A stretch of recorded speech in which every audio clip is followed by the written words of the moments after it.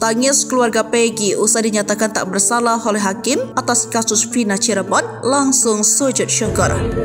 Peggy Setiawan dinyatakan batal jadi tersangka sekaligus berhak dibebaskan sebagaimana ia menjalani kehidupan seperti sebelum ia dijerat menjadi tersangka dalam kasus pembunuhan Vina dan Eki Cirebon 2016. Hal ini berdasarkan keputusan Hakim Eban Sulaiman dalam sidang pra-peradilan di Pengadilan Negeri Bandung Senin 8 Juli 2024. Mendengar putusan hakim yang membebaskan Peggy Setiawan, seketika keluarga Peggy pun langsung melakukan sujud syukur.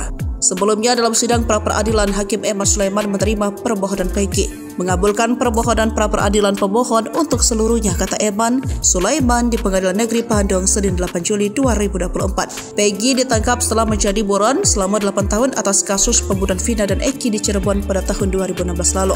Proses penangkapan itu terjadi di Bandung, Jawa Barat pada Selasa 21 Mei 2024. Kepala Bidang Hubungan Masyarakat Polda Jawa Barat, Kombes Pol Julius Abraham Abbas menerangkan, Peggy diduga sebagai otak pembunuhan Vina.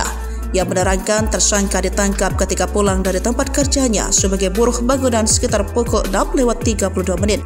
Setelah Peggy ditangkap, polisi menggeledah sebuah rumah milik nenek Peggy yang berada di dalam perkebunan RT 2 RW 2 Blok Sibajah, Kecamatan Talun, Kabupaten Cirebon, Jawa Barat. Penggeledahan itu dilakukan untuk mencari sejumlah barang bukti yang bisa memperkuat pemeriksaan Peggy.